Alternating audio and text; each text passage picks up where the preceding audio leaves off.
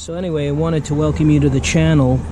Today my plan was I'm way past my transmission fluid change about 60,000 miles ago.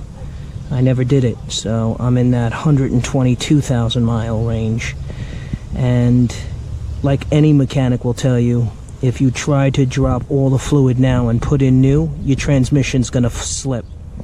So if you do 1 quart at a time, and in a 3-month span, 1 quart at a time every 3 months, you should be able to at least change the viscosity of the fluid enough to make it last a little longer so that you can salvage your transmission. Because if you let it go too far, you'll blow out your transmission.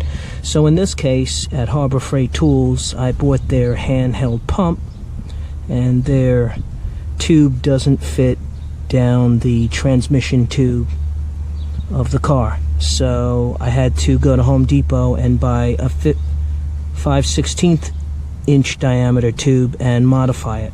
So the plan to modify the Harbor Frieght tube that comes with the pump, I had to buy a 5/16 inch in diameter tube, which fits perfectly in there.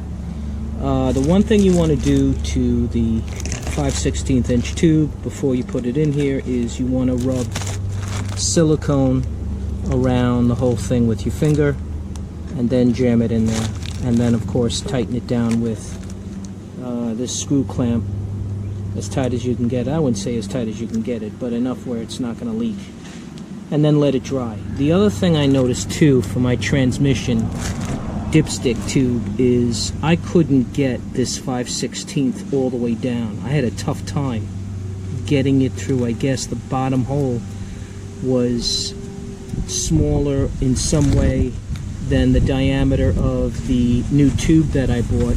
So just as a tip, I scissor cutted the tube at an angle and gave it a sharper point. So now it goes right in there. Just something to think about if you want to modify your pump, and which is what I'm trying to do now, because I only want to change a quart at a time, which can be done without messing up your transmission.